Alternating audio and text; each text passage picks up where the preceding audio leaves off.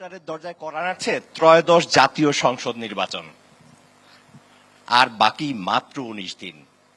51টি রাজনৈতিক দলের প্রায় 2000 প্রার্থী ভোটারের দ্বারে দ্বারে ছুটছেন তাদের আস্থা ও সমর্থন আদায়ের জন্য। ঠিক এমন এক বাস্তবতায় ডিবিসি নিউজের বিশেষ আয়োজন সিএসআরএম জনতার দরবার এসেছে রংপুর বিভাগে, আর আমরা রয়েছি রংপুর বিভাগীয় শিল্পকলা একাডেমি মিলনায়তনে। আজকের এই জনতার দরবারে আমাদের সঙ্গে রয়েছেন এখানকার যে জনপ্রতিনিধি হতে চাওয়া মানুষগুলো, তাদেরই মধ্যে আলোচিত কিছু ব্যক্তি। আমার বাঁ পাশে রয়েছেন যাকে সবাই চিনেন, বিএনপির স্থায়ী কমিটির সদস্য ডাক্তার AZM জাহিদ হাসান। তিনি দিনাজপুর 6 আসন থেকে বিএনপি মনোনীত প্রার্থী, আর দিনাজপুর 6 আসনটি দেশের অন্যতম বৃহৎ সংসদীয় আসন। তার বাঁ পাশে রয়েছেন আনারা ইসলাম রানী, যিনি রংপুর 3 আসনের স্বতন্ত্র প্রার্থী। বিগত নির্বাচনেও তিনি প্রায় 23,500 ভোট পেয়েছিলেন, আর এবার নির্বাচনেও তিনি প্রতিদ্বন্দ্বিতা করছেন তৃতীয় লিঙ্গের অধিকার আদায়ের লক্ষ্যে। আর আমার ডান পাশে রয়েছেন জনাব আব্দুল কুদ্দুস, যিনি বাংলাদেশ সমাজতান্ত্রিক দল বাসদের সম্পাদক মণ্ডলীর সদস্য। তিনি লড়ছেন রংপুর 3 আসনের প্রার্থী হয়ে। আমার আব্দুল কুদ্দুস, তার ডান পাশে রয়েছেন নাগরিক সমাজের প্রতিনিধি অধ্যাপক ডক্টর তুহিন ওয়াদুদ, শিক্ষক, বেগম রোকেয়া বিশ্ববিদ্যালয়।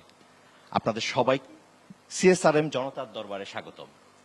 আর আমার সামনে রয়েছেন রংপুর বিভাগের 8টি জেলার সচেতন নাগরিকরা, যারা আজকে জানতে চাবেন কেন তারা এই প্রার্থীদের ভোট দেবেন। আর তাই পরিচয়ের যেহেতু আনুষ্ঠানিকতা শেষ, এবার চলে যাই মূল পর্বে। প্রথমে ডক্টর AZM জাহিদ হাসান, আপনার কাছে জানতে চাই, এবারের নির্বাচনে আপনি ও আপনার দলকে কেন মানুষ ভোট দেবে? আপনার প্রত্যাশা কি তাদের প্রতি? আপনার যে প্রশ্ন সেটি হচ্ছে যে বাংলাদেশ জাতীয়তাবাদী দল বিএনপিকে কেন মানুষ ভোট দিবে, এই তো? জি। বাংলাদেশ জাতীয়তাবাদী দল এদেশের নির্বাচনে ত্রয়োদশ জাতীয় সংসদ নির্বাচনে যারা অংশগ্রহণ করছেন তাদের মধ্যে অন্যতম বৃহৎ রাজনৈতিক দল হচ্ছে গণতান্ত্রিক রাজনৈতিক দল বাংলাদেশ জাতীয়তাবাদী দল।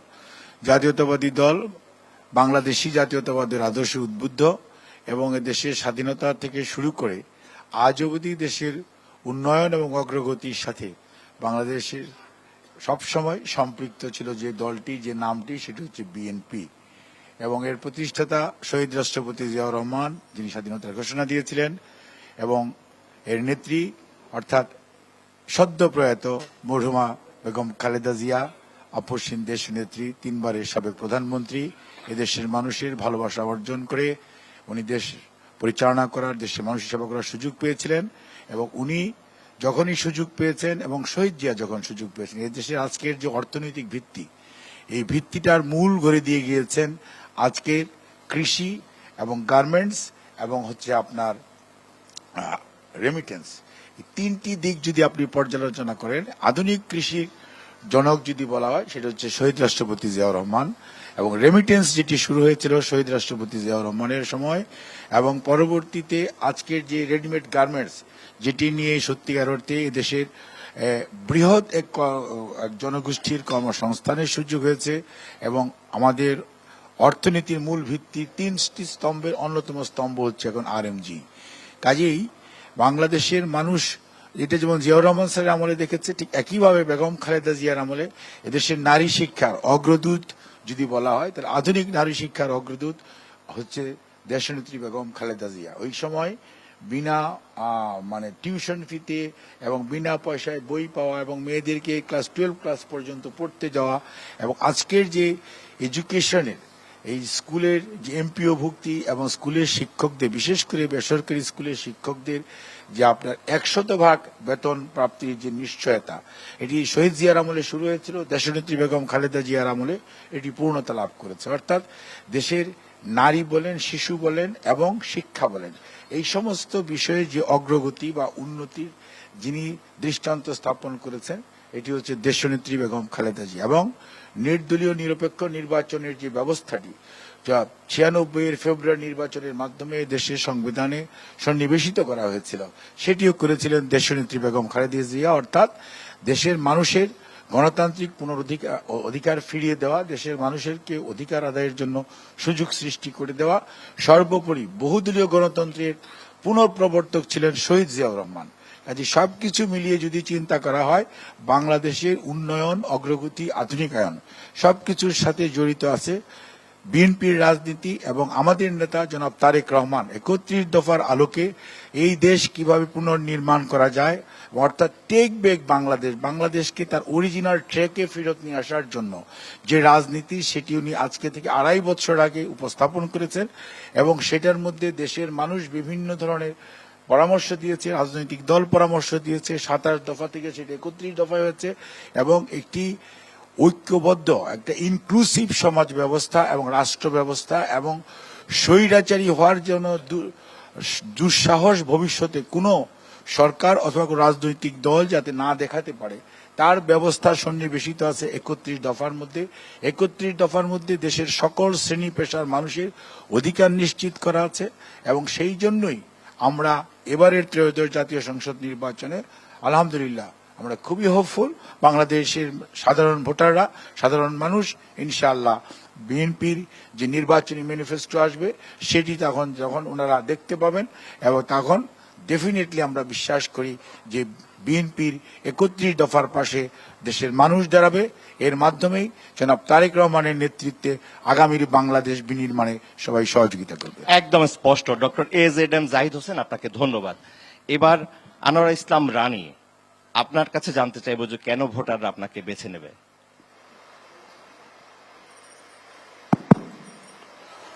ধন্যবাদ আপনাকে।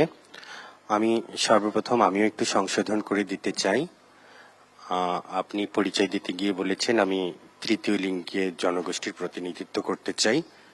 আসলে আমি শুধু তৃতীয় লিঙ্গ জনগোষ্ঠীর প্রতিনিধিত্ব করতে চাই না, আমি অবহেলিত রংপুরবাসীর প্রতিনিধিত্ব করতে চাই। সেই সাথে বাংলাদেশে যত পিছিয়ে রাখা প্রান্তিক জনগোষ্ঠী রয়েছে আমাদের মতো, আমি তাদের সকলের কণ্ঠস্বর হয়ে সংসদে যেতে চাই। আপনার প্রশ্নটা হচ্ছে কেন মানুষ আমাকে ভোট দিবে।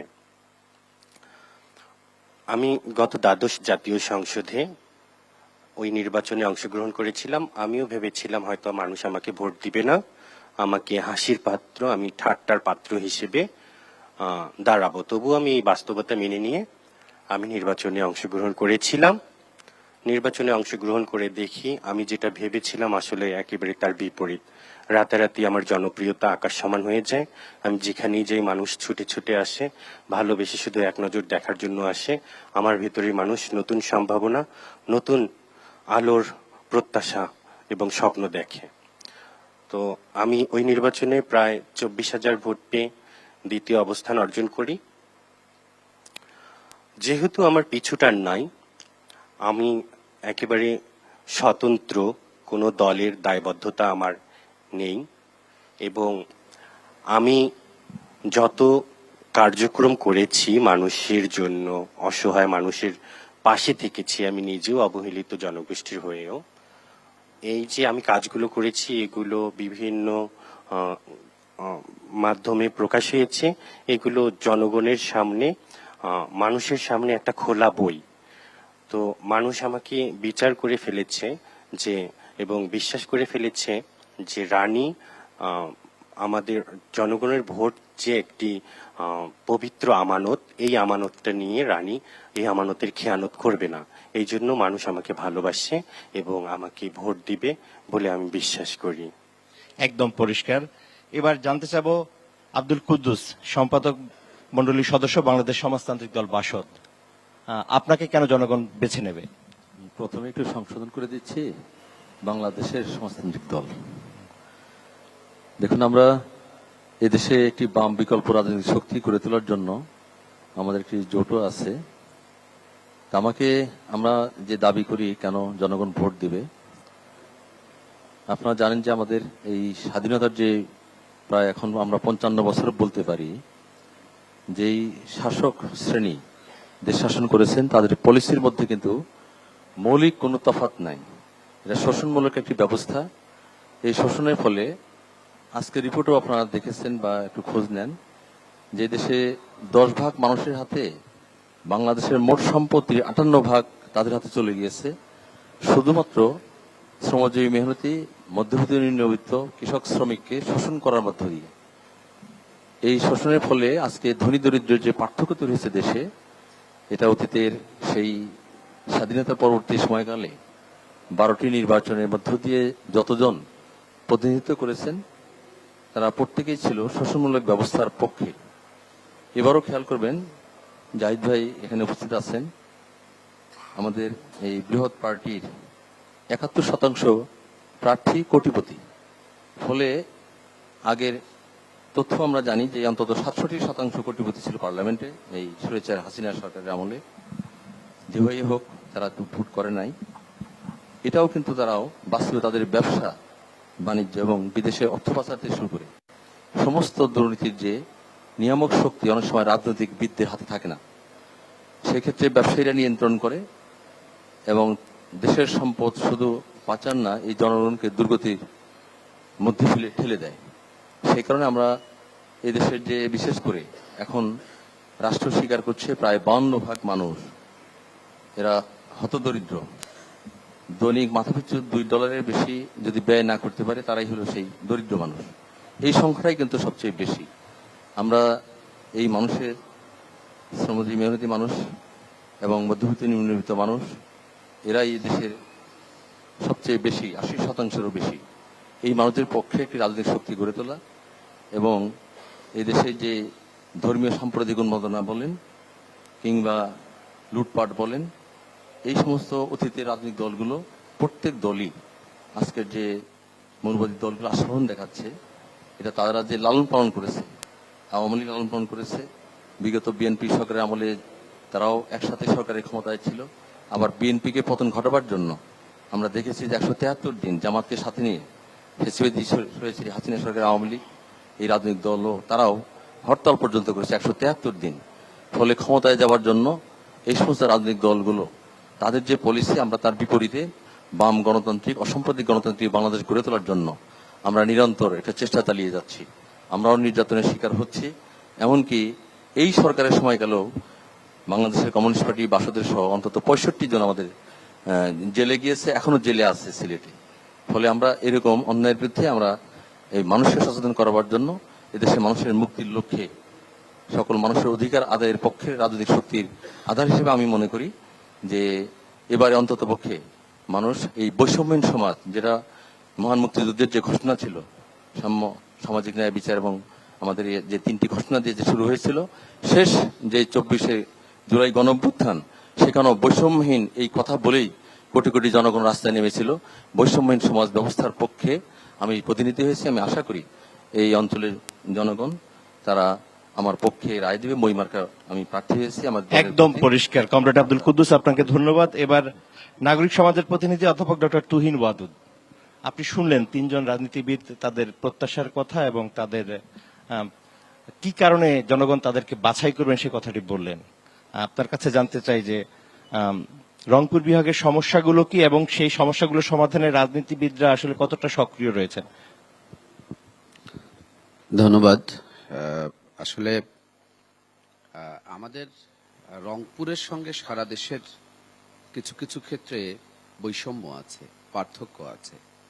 আমরা কখনো বলি যে রংপুর এখনো বাংলাদেশেই প্রবেশ করতে পারে নাই, কখনো আমরা বলি যে বার্ষিক উন্নয়ন কর্মসূচি যখন হয় তখন রংপুরে কোনো টাকাই বরাদ্দ দেওয়া হয় না। আমরা সবসময়ই দেখেছি, এমনকি যে অন্তর্বর্তী সরকার যাচ্ছে, দেখবেন রংপুর বিভাগের কিন্তু একজন উপদেষ্টাও রাখা হয় নাই। আপনি যদি এবারের একনেকের যে পাশ হওয়া প্রকল্পগুলো দেখেন, দেখবেন যে এদিকের জন্য নয়। আমাদের এই অঞ্চলের সঙ্গে আমরা যেটা ধরে ধরে বলি যে বৈষম্যটা কি রকম, আমাদের যে একটা রেল যোগাযোগ আছে, ব্রিটিশ আমলে কলকাতা কেন্দ্রিক যেই রেল যোগাযোগ ছিল, সেই রেল যোগাযোগকে অবলম্বন করে রংপুরের মানুষকে ঢাকায় যেতে হয়। অদ্যাবধি সেই রেল যোগাযোগ মানে যে রেল যোগাযোগ ছিল কলকাতার সঙ্গে মোগলহাট, মানে কোচবিহার পর্যন্ত, সেই রেল লাইন ওই অংশটুকু বাদ গেছে। কিন্তু আমাদের এখান থেকে সেই নাটোরে যেতে হয়, নাটোর থেকে সিরাজগঞ্জ হয়ে ঘুরে ঢাকা যেতে হয়। মানে আপনি দেখবেন যে আমরা যাব পূর্ব দক্ষিণে, কিন্তু আমাদের প্রথমে যেতে হচ্ছে পশ্চিমের দিকে। এক অদ্ভুত বাস্তবতা। দেশে এত উন্নয়ন হয়েছে, এখানে কিন্তু রেলের কোনো উন্নয়ন হয় নাই। আমি যদি বলি যে সারা দেশে এই পতিত সরকার সারা দেশে যে 10টি মেগা প্রকল্প বাস্তবায়িত করেছে, তার একটিও কিন্তু আপনি রংপুরে পাবেন না। অর্থাৎ 3 লাখ কোটি টাকা ব্যয় করে যেই মেগা প্রকল্পগুলো বাস্তবায়িত হয়েছে, তার একটিও কিন্তু এখানে হয়নি। আমরা যদি এই দারিদ্র সূচকগুলো দেখি, 2011 সালে যে দারিদ্র সূচক 2014 সালে প্রকাশিত হয়েছে, এটি বিশ্ব ব্যাংক, বিশ্ব খাদ্য কর্মসূচি এবং আমাদের বাংলাদেশের একটা সংস্থা, 3টা প্রতিষ্ঠান মিলে করেছে। দিনাজপুরের সেখানে 63% মানুষ গরিব। বাংলাদেশের সবচেয়ে বেশি গরিব মানুষ আমরা দেখেছি কুড়িগ্রামে বাস করে। রংপুর বিভাগ হিসেবে সবচেয়ে গরিব। বাংলাদেশের 10টা গরিব জেলার 5টা গরিব জেলা হচ্ছে এই রংপুরে। তার মানে হচ্ছে যে আমাদের এই বঞ্চনা, এই অবনমন কিন্তু এখানকার প্রাকৃতিকভাবে গড়ে ওঠা নয়, সরকারের বিমাতাসুলভ আচরণের কারণে। আমি সেই বিমাতাসুলভ আচরণের একটা উদাহরণ বলি। যেমন ধরুন 2018-19 অর্থ বছরে 1,76,600 কোটি টাকা বার্ষিক উন্নয়ন কর্মসূচিতে ব্যয় করা হয়েছে। এর মধ্যে 0.98% দেওয়া হয়েছে রংপুর বিভাগের 2 কোটি মানুষের জন্য, 1% কম। আমরা যদি মেগা প্রকল্পগুলোকে এর সঙ্গে যুক্ত করি, তাহলে 0.50% হলো 2 কোটি মানুষের জন্য, আর 99.50% হলো অন্যান্য অঞ্চলের জন্য। এই যে এইটা আমি একটা সূচক এক বছরের কথা বলছি, এটি কিন্তু প্রতি বছরই ঘটে। আমি একটা ভয়াবহ চিত্র বলি। করোনাকালীন সময়ে যেই সহযোগিতা সরকার দিয়েছিল জনগণকে, আমরা দেখেছি যে নারায়ণগঞ্জে সেই সহযোগিতা দিয়েছে ধরুন 100 কেজির উপরে চাল, দিনাজপুরে দিয়েছে ধরুন 3 কেজি 4 কেজি মাথাপিছু গরিব প্রতি চাল, কুড়িগ্রামে দিয়েছে 2 কেজি 2.5 কেজি করে মাথাপিছু চাল। তার মানে হচ্ছে যে এই অঞ্চলটাকে একটা উদ্দেশ্য প্রণোদিতভাবে পিছিয়ে রাখা হয়েছে। আমি যে কথাটা বলতে চাই যে এই অঞ্চল 5টা জেলার সবচেয়ে গরিব, তার অন্যতম কারণ হচ্ছে তিস্তা নদীর ভাঙন। মানে আরো অনেক নদী আছে, অনেক নদী ভাঙন আছে। পরিকল্পনার যে বাস্তবায়নের কথা হচ্ছে, তার সবশেষ অগ্রগতিটি কি? সর্বশেষ অগ্রগতিটা হচ্ছে যে অন্তর্বর্তী সরকার বাংলাদেশের পক্ষে সমস্ত আনুষ্ঠানিকতা শেষ করে চীন সরকারের কাছে দিয়েছে। এটি গত সপ্তাহে পানি সম্পদ মন্ত্রণালয়ের যে উপদেষ্টা আছেন সৈয়দা রেজওয়ানা হাসান, তিনি গণমাধ্যমে বলেছেন, রংপুরে এসেও বলেছেন। আমরা তো ধরুন সৈয়দা রেজওয়ানা হাসান অন্তর্বর্তী সরকারের উপদেষ্টা, তিনি 1.5 বছর ধরে থাকলেও কাজ আসলে করার মতো অনুকূল পরিবেশ বা বাস্তবতা অতদিন ছিল না। তো তিনি এই সময়ের মধ্যে হয়তো তার সর্বোচ্চ চেষ্টা করেছেন। তো তিনি বলবেন তো 1 বছরের চেষ্টার কথা, আমাদের বঞ্চনা তো 54 বছরের। তো অধ্যাপক ডক্টর তুহিন ওয়াদুদ, আপনার কাছে আমরা আবার আসবো, তবে এখন ফিরে যেতে চাই ডক্টর AZM জাহিদ হোসেন আপনার কাছে। যেমন সাথে আপনি একমত কিনা বিগত প্রতিটি সরকারই আসলে বিমাতা সুলভ আচরণ করেছে রংপুর বিহারের সাথে? পাশাপাশি আপনার বক্তব্যে আপনি বললেন যে ফরেন রেমিটেন্স এবং কৃষির কথা। জানতে চাই যে একটি কৃষি হাব হিসেবে কিন্তু উত্তরবঙ্গ পরিচিত, সেক্ষেত্রে এখানে কোনো কৃষি বিশ্ববিদ্যালয় নেই কেন? এখানে ফরেন রেমিটেন্স ফ্লো এত কম কেন? আর এই যে বিগত সরকারগুলো কেনই ভাই বিমাতা সুলভ দৃষ্টিভঙ্গি পোষণ করে? কারণ বিএনপিও তো বেশ কয়েকবার সরকার। মাইকটা একটু কাছে নিতে হবে। সত্যিকার অর্থে আপনার এখানে আপনার উন্নয়ন কার্যক্রম বা উন্নয়ন কর্মসূচি যে এখানে কিছু কিছু বাস্তবতা, যে এই অঞ্চলের পটেনশিয়ালিটি, সেই পটেনশিয়ালিটিকে আর একটু কাজে লাগানো যেত, তাহলে তো আজকের যে বৈষম্যের যে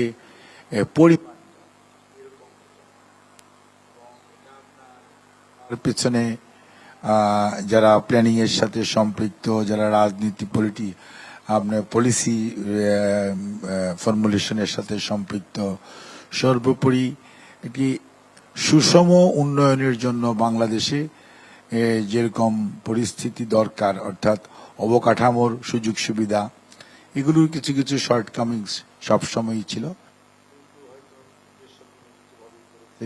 কোনো কোনো সময় অনিচ্ছাকৃতভাবে হয়ে থাকতে পারে, কোনো কোনো সময় ইচ্ছাকৃতভাবেও করা হয়েছে।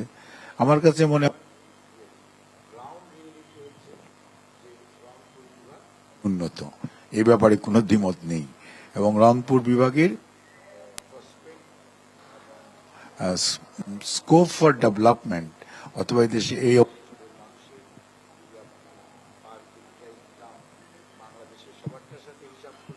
তখন হয়তো বেড়ে যায় on an average, but virtually এদের প্রতিদিনের যে আয় এবং রোজগার, যা খরচ এবং ইনাদের যে ইন্ডিকেটার্সের যে অবস্থা, এটা আপনার সোশ্যাল সেক্টরে বলেন, হেলথ সেক্টর, সব সেক্টরেই ইনার ইন্ডিকেট এই অঞ্চলের মানুষের প্রত্যেকটি ইন্ডিকেটার্স এনারা পিছিয়ে আছে। এবং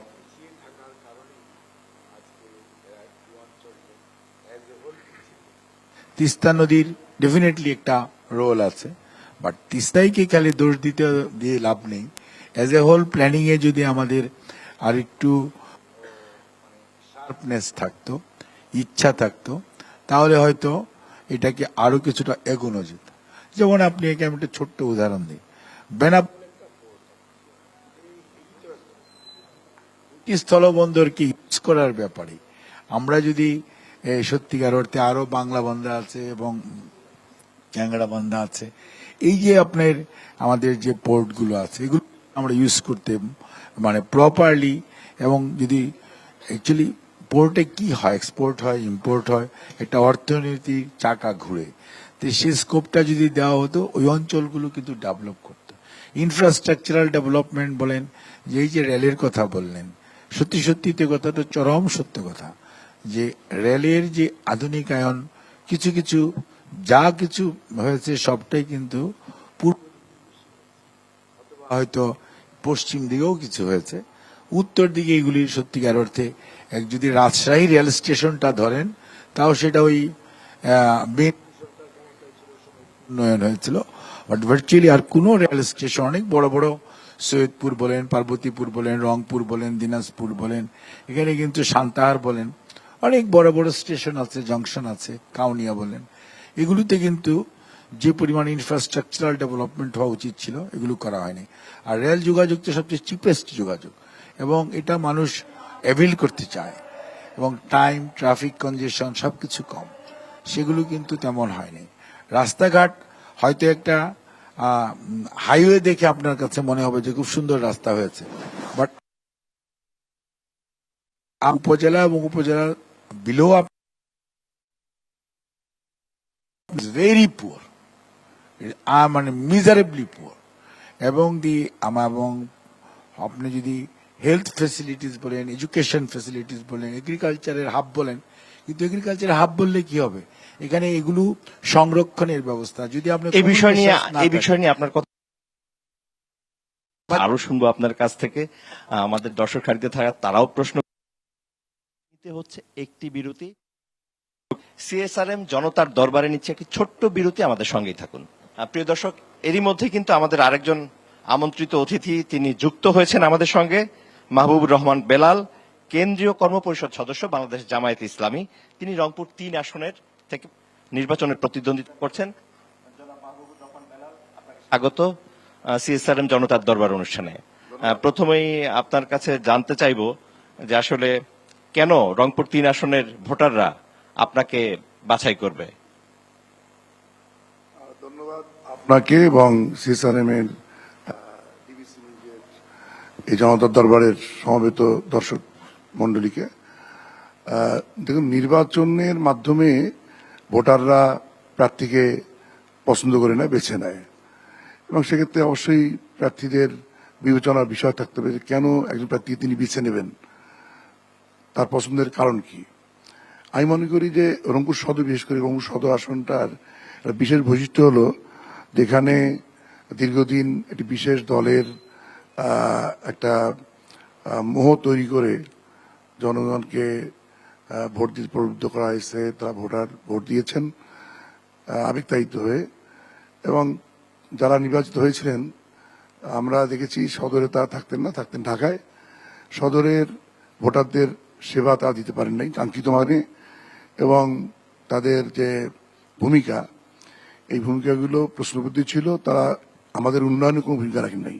বিশেষ করে রংপুর সদর আপনারা জানেন, যেটা ডিভিশনাল হেডকোয়ার্টার, রংপুর বিভাগের হেডকোয়ার্টার, এই অঞ্চলের যেভাবে উন্নয়ন হওয়া উচিত সেই উন্নয়নে তাদের কোনো ভূমিকা ছিল না। আমাদের ন্যায়সঙ্গত অধিকার আদায়ে তাদের কোনো ভূমিকা ছিল না। কাজেই প্রথম কথা হলো যে অধিকার আদায়ের জন্য একজন স্থানীয় নেতৃত্ব তারা বেছে নেবে বলে আমার বিশ্বাস, ভোটাররা। সেক্ষেত্রে আমি তাদের পছন্দ থাকবো এই জন্যই যে আমি স্থানীয় নেতৃত্বে, আমার বাড়ি এখানেই, আমার জন্মস্থান এখানে, এবং ছাত্র জীবন থেকেই আমি জনগণের সঙ্গে থেকে রংপুরের বিভিন্ন দাবি দাওয়াদের সঙ্গে আমি ছিলাম, এবং আমি নিয়মিত জনসেবামূলক কাজ করেছি, বিভিন্ন সামাজিক প্রতিষ্ঠানের সঙ্গে জড়িত ছিলাম, এখনো আছি। কাজে আমাকে একজন স্থানীয় নেতা হিসাবে, তাদের দাবি আদায়ের একজন বরিষ্ঠ কণ্ঠস্বর হিসাবে এবং ক্লিন ইমেজের লোক হিসাবে আমার বিশ্বাস তারা আমার প্রতি আস্থা রাখবেন। একদম পরিষ্কার, ধন্যবাদ আপনাকে। এবার জনতার দরবারের মূল আকর্ষণ, জনতা প্রশ্ন করবে জনপ্রতিনিধিকে। আর দর্শক সারিতে থাকা আমরা কিছু প্রশ্ন নেব, আমাদের সহায়তা করবে আমাদের রংপুর ব্যুরো প্রধান মাজেদ মাসুদ। আমরা প্রশ্ন নেব, আপনাদের প্রশ্ন থাকলে আপনারা প্রশ্ন করতে পারেন। যে শুরুতেই আমরা একজন দর্শকের প্রশ্ন আপনার নিচ্ছি। পরিচয়টি দিয়ে আপনার প্রশ্নটি করবেন। আমি শফিউর রহমান, সাধারণ সম্পাদক তিস্তা বাঁচাও নদী বাঁচাও সংগ্রাম পরিষদ। আমার প্রশ্ন রংপুর 3 আসনের যারা প্রার্থী আছেন সেই সম্মানিত প্রার্থীদের কাছে, সেটি হচ্ছে যে আমরা তো বৈষম্য জানি, আমি সে বিষয়টা বলছি না। আমি শুধু বলছি যে 2012 সালে রংপুর সিটি কর্পোরেশন 28 জুন প্রতিষ্ঠিত হয়। এরপরে 4টি ইউনিয়ন নিয়ে রংপুর সদর উপজেলা হয়, এবং পরবর্তীতে 2022 সালে আরেকটি ইউনিয়ন যুক্ত করে সদর উপজেলা হয়। আজকে প্রায় 14 বছর হয়ে গেল, এখনো ইউনো অফিস রংপুর সিটি কর্পোরেশনের ভিতরে আছে, এবং উপজেলার যে প্রশাসনিক হেডকোয়ার্টার গুলো সেগুলো কিন্তু একটিও ওই এলাকায় নাই। ওই এলাকার মানুষ এখন রংপুর শহরে আসে। সেখানে বাংলাদেশের প্রত্যেকটা উপজেলায় সরকারি স্কুল হয়েছে, একটি করে কলেজ প্রতিষ্ঠিত হয়েছে, এই উপজেলায় আপনার এটি হয়নি। প্রশ্নটি অর্থাৎ আমার সার্বিক শুনতে চাই। প্রশ্নটি হলো আপনারা ক্ষমতায় গেলে এটি করবেন কিনা। আর এর সাথে আমি আর একটু বলবো, দিনাজপুরের 6 আসনের প্রার্থী সহ প্রশ্নটা আমরা এইভাবে করছি যে রংপুর বিভাগ বৈষম্যের শিকার, এবং আমরা জানি তিস্তা মহাপরিকল্পনা বাস্তবায়নে অনেকটা বৈষম্য কমবে। আপনারা কি আপনাদের নির্বাচনী ইশতেহারে তিস্তা মহাপরিকল্পনা বাস্তবায়নের কথা যুক্ত করবেন কিনা, এটা আমরা জানতে চাই। ধন্যবাদ। একদম স্পষ্ট। আমরা আরেকটি প্রশ্ন নেব, পরিচয় দিয়ে প্রশ্ন করবেন প্লিজ। আসসালামু আলাইকুম, আমি লাবণী ইয়াসমিন, আমি ডেলি অবজারভার রংপুর প্রতিনিধি। আমরা দেখছি ঢাকা এবং চট্টগ্রাম অঞ্চলে বিভিন্ন মেগা প্রকল্প নেওয়া হচ্ছে। সেক্ষেত্রে রংপুরে যে সাধারণ মানুষ মৌলিক যে চাহিদাগুলো সেই সংকটেই ভুগছে। আমার প্রশ্ন হলো যে রংপুরের উন্নয়ন কি মূলধারার বাইরে, এটা কি ইচ্ছাকৃত নাকি রাষ্ট্রীয় ব্যর্থতা নাকি আসলে নেতাদের ব্যর্থতা, এটা জানতে চাই। একদম স্পষ্ট জনাব AZM জাহিদ হোসেন যেমনটি বলছিল, এটা কি আসলে ইচ্ছাকৃত নাকি রাজনীতিবিদদের ব্যর্থতা? ধন্যবাদ। সুপ্রিয় দর্শক, আপনাকে কথা বলবেন তো? অ্যাকচুয়ালি এটা দূরদর্শিতার একটা বিষয় আছে। আর ইচ্ছাকৃতভাবে কোনো রাজনীতিবিদ কোনো অঞ্চলকে পিছিয়ে রাখতে চায়, এটা আমি বিশ্বাস করতে চাই না। যদিও বাংলাদেশের ক্ষেত্রে কোনো কোনো সময় কোনো রাজনৈতিক দলের নেতৃত্বের যদি কার্যক্রম আমরা পর্যালোচনা করি, এটা কিছুটা আপনার কথার সত্যতা রয়েছে। তবে ব্রড সেন্সে কেউ চায় না যেটাকে পিছিয়ে রাখতে। তবে বাস্তবতা হচ্ছে রংপুর পিছিয়ে আছে। আরেকটি প্রশ্ন ছিল আপনার কাছে, সেটা তিস্তা মহাপরিকল্পনা নিয়ে। তিস্তা মহাপরিকল্পনার বিষয়ে যেটা বলেছেন, আমাদের দলের সব সময় বক্তব্য বাংলাদেশের যে 54টি নদী আজকের সমস্যা, পানি বন্টনের সমস্যা, এটি আমাদের পার্শ্ববর্তী দেশের সাথে, এটা নিয়ে আপনার ফরাক্কা বলেন, তিস্তা বলেন, এই অমীমাংসিত ইস্যুগুলো আমরা মীমাংসা করার ব্যাপারে আমাদের জাতীয়ভাবে আমরা সবসময় তুলে ধরি, এবং নির্বাচনী ম্যানিফেস্টোতে কিছুদিন আগেও আমাদের দলের পক্ষ থেকে তিস্তা বাঁচাও কর্মসূচি হয়েছে, সেটি আপনারা দেখেছেন। এবং বাংলাদেশ জাতীয়তাবাদী দল তিস্তাকে তার নিজস্ব গতিতে প্রবাহিত দিতে সবসময় আগ্রহী, এবং এই প্রকল্প গ্রহণে কখনই পিছপা হবে না। কথায় জানতে চাই। জি, ধন্যবাদ। নিঃসন্দেহে এই দুজন প্রশ্নকর্তার প্রশ্নই গুরুত্বপূর্ণ আমাদের অঞ্চলের জন্য বিশেষ করে। আমি আপার কথায় আসি যে আসলে দীর্ঘ সময় ধরে আমরা জানি যে রংপুর অঞ্চলটা বৈষম্যের শিকার। এটা খুব প্রকট আমরা বুঝি, পরিষ্কার বুঝি যখন থেকে বাজেটে মিনিমাম বরাদ্দ আমাদের থাকে না। আমাদের উড়িয়া সিটি কর্পোরেশন তারও বরাদ্দ নাই বললেই চলে, খুব একেবারে ন্যূনতম। আমাদের জাতীয় বাজেট বরাদ্দ হয় একেবারে ন্যূনতম। এক্ষেত্রে আমি মনে করি যে ক্ষমতাসীন যা ছিলেন তিনটি দল, তাদের দায় এড়ানোর কোনো সুযোগ আছে বলে আমি মনে করি না। এবং যদিও আমি শ্রদ্ধা রেখে বলছি, ডাক্তার জাহিদ ভাই বললেন যে উনি মনে চান না, কিন্তু বাস্তবতা এটাই যে আসলে রাজনৈতিক দলগুলোর সদিচ্ছার অভাব ছিল বলে আমি মনে করি। এত একটা অঞ্চল, একটা পিছিয়ে পড়া অঞ্চল, কৃষিভিত্তিক অঞ্চল, তার জন্য তো বিশেষ নজর থাকাই উচিত। যখন একটা সরকার হয় তো পুরো দেশের সরকার, তার তো একটা অঞ্চল সরকার হয় না। আমরা তো রিজিওনাল সিস্টেম হয় নাই, ইউনিটারি সিস্টেম, আমাদের একক সত্তা। তো কেন একটা অঞ্চল পিছিয়ে থাকবে? কেন এখানে আমি ন্যায়সঙ্গত অধিকার দিব না, বরাদ্দ দিব না? এটা কেন সরকাররা বুঝলো না? এটা একটা দিক। পাশাপাশি আমি মনে করি লোকাল লিডার যা ছিলেন, এমপি ছিলেন, এখানকার মন্ত্রী ছিলেন, বিশেষ দূত ছিলেন, অনেকে ছিলেন, তারাও তাদের দায়িত্ব সঠিকভাবে পালন করেছে বলে আমি মনে করি না। সঠিকভাবে দায়িত্ব পালন করলে তারা জনগণকে নিয়েই একটা নিয়মতান্ত্রিক পন্থায় বড় ধরনের আন্দোলন করতে পারতেন দাবি দেওয়ার জন্য। এগুলো আমরা দেখিনি, আমার ছাত্র জীবনে আমি দেখিনি। যেখানে আমি বলবো একদিকে সরকারের দায়িত্ব ছিল, এদিকে তারা বিমাদাসুলভ আচরণ করেছে, আমি পরিষ্কার বলবো তিনটি সরকারই। যেমন একটা উদাহরণ দিই, যেটা আমরা সবাই জানি যে শিক্ষা বোর্ড স্থাপন রাজশাহীতে ছিল আমাদের শিক্ষা বোর্ড, আপনারা জানেন। যখন আমাদের রংপুর একসাথে, যখন প্রশ্নটা রংপুর বিভাগের বোর্ড কোথায় হবে, তখন স্বাভাবিকভাবে যৌক্তিক কারণে আমরা বললাম যে এটা রংপুর হওয়া উচিত। অনেক যুক্তি আছে এখানে রংপুর হওয়ার, কিন্তু দুর্ভাগ্যজনকভাবে দেখা গেল এটা যেমন রাজশাহী আমাদের এক কোনায়, ঠিক দিনাজপুর এক কোনায় একটা প্রতিষ্ঠিত হয়ে গেল।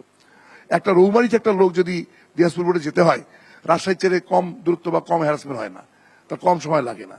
রংপুর হওয়াটাই খুব যৌক্তিক ছিল, কিন্তু অযৌক্তিকভাবে হয়তো বা বিশেষ কোনো কারণে আমরা জানি না তারা দিনাজপুরে দিয়ে গেল। এভাবেই আমরা দেখেছি দিনের পর দিন আমাদের অত্যন্ত যৌক্তিক, ন্যায়সঙ্গত এবং বিবেকসম্মত যে দাবিগুলো, এগুলো বাস্তবায়ন করা হয়নি। মাহবুব বেলাল, আপনাকে ধন্যবাদ। এবার বাংলাদেশের সমাজতান্ত্রিক দল বাসদ এই বিষয়ে আসলে কি বলবে, তাদের অবস্থানটি কি? আমি তিস্তা মহাপ্রকল্প আসবো আমার কাছে, আমি ওনার কাছে আমার জানা মতে আমাদের তিস্তা সহ অভিন্ন 54 নদীর ব্যাপারে আমাদের দল বাসদের আগে কেউ রাস্তা এইভাবে রোড মার্চ কিংবা লং মার্চ অন্য কোনো রাজনৈতিক দলের কথা আমরা জানি না। 2006 সাল থেকে বিশেষ করে ব্রহ্মপুত্র নদীর উজানে যখন ভারত বাদ দেওয়ার পরিকল্পনা করেছিল, আমরা ঢাকা থেকে 7 দিন ধরে এই হেঁটে আমরা সেই লং মার্চ করেছিলাম। এবং এই তিস্তার এখন যে মহাপরিকল্পনার কথা বলা হচ্ছে, আমাদের দলের পক্ষে আমরা বলেছি এই অভিন্ন নদী তিস্তা সহ যদি পানির ব্যাপারে ভারতের সাথে সমাধান না হয়, তাহলে এই মহাপরিকল্পনার যে আশাবাদ ব্যক্ত তৈরি হচ্ছে এটাও মার খাবে।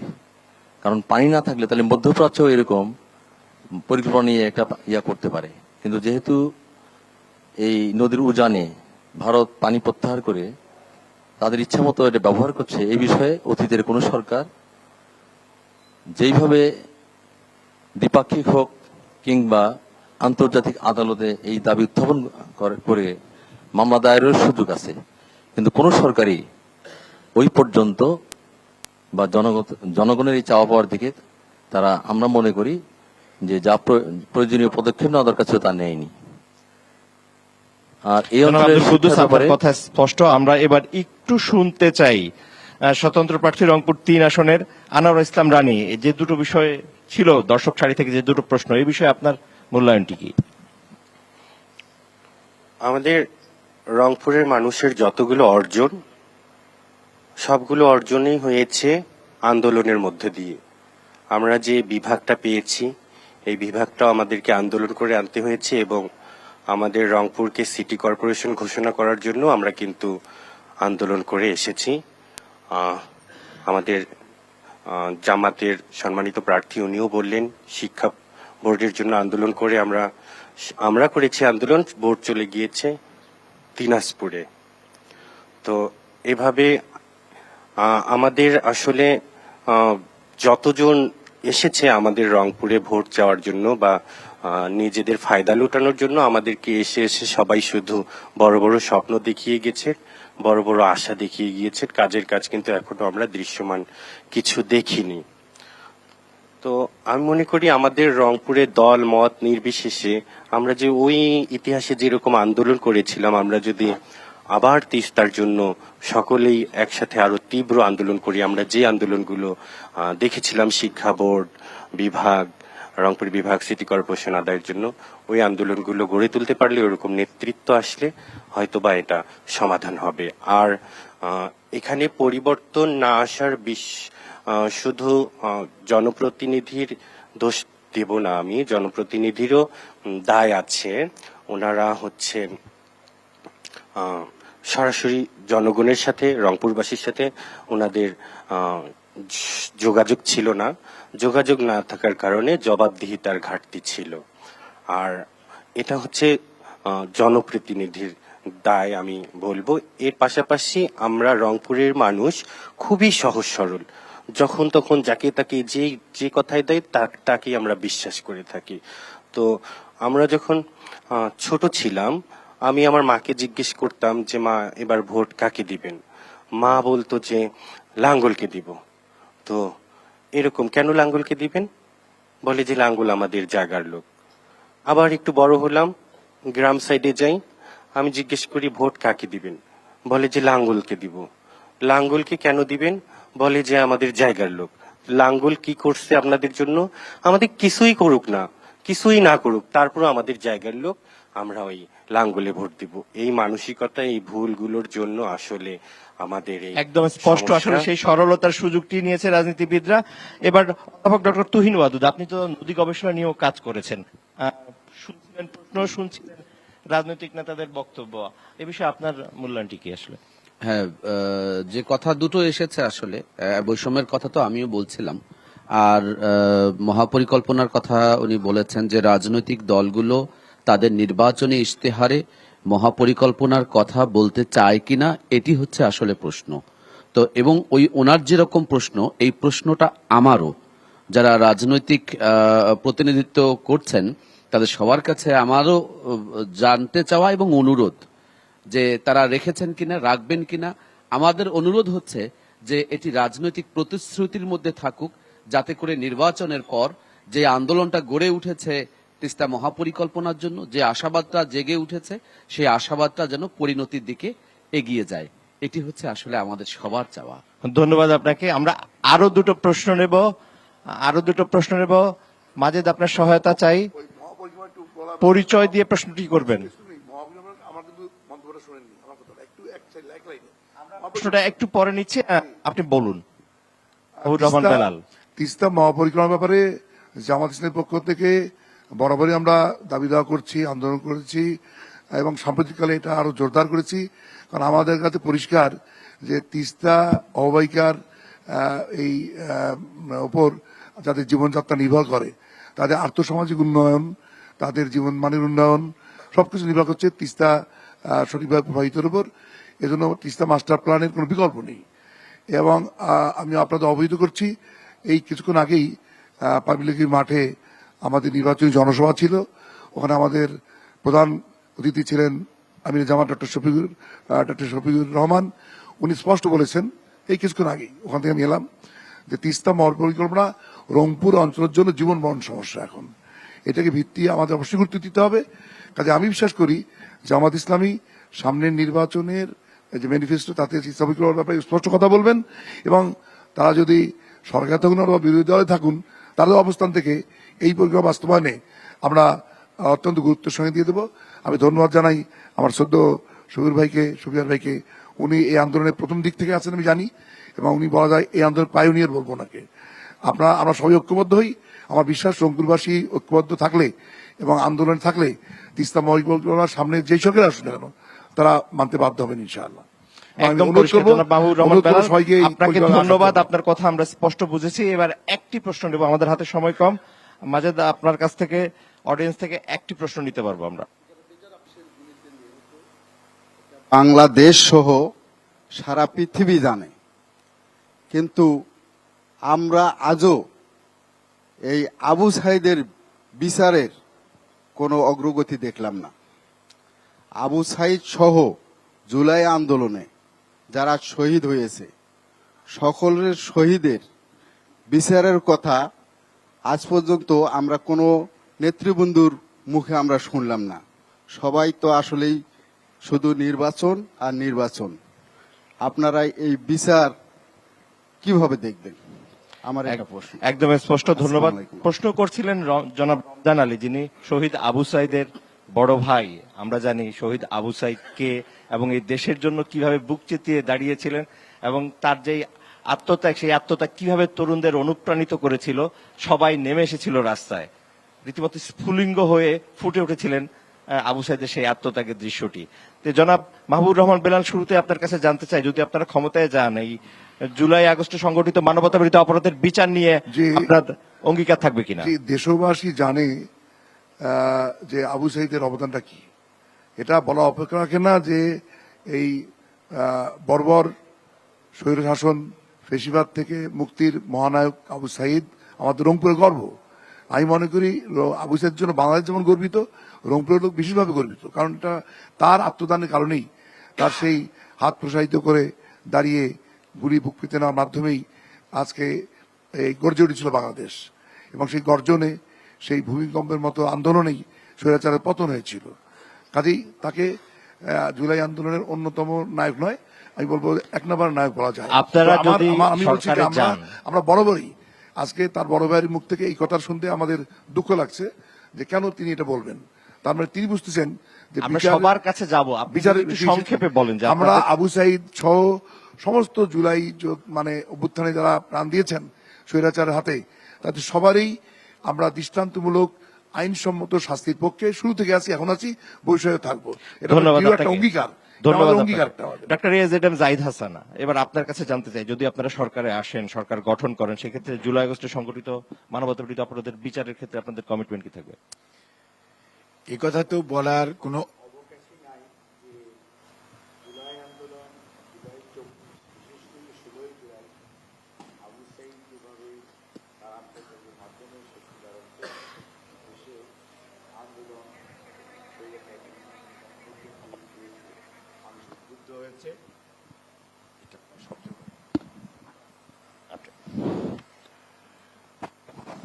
অর্থাৎ 16 জুলাই এই আবু সাইদ 24-এ যেভাবে বুক চেতিয়ে তার পুলিশের গুলির সামনে দাঁড়িয়ে দেশের মানুষকে উদ্বুদ্ধ করেছে, শহীদ হয়েছে, সে এটা সত্যি আবু সাইদের পরিবারের প্রতি সারা দেশ শ্রদ্ধা জানায়, আমি নিজে শ্রদ্ধা জানাই।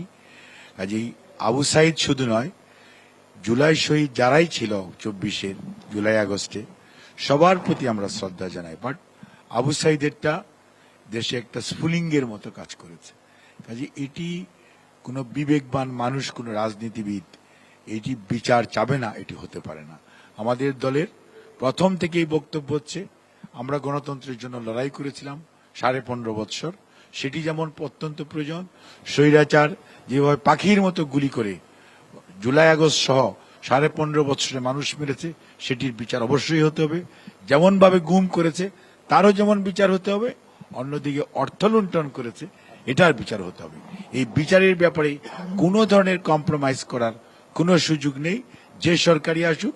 তবে বিশেষ করে বাংলাদেশ জাতীয়তাবাদী দল বিচারের ব্যাপারে নিয়মতান্ত্রিক প্রক্রিয়ায় এবং দ্রুততম সময়ে বিচার যাতে ভিজিবলি মানুষ দেখতে পায় এবং যারা শহীদ হয়েছে তাদের পরিবারের পাশে যাতে দেশ দাঁড়াতে পারে, সেই ব্যবস্থার জন্য অঙ্গীকারবদ্ধ।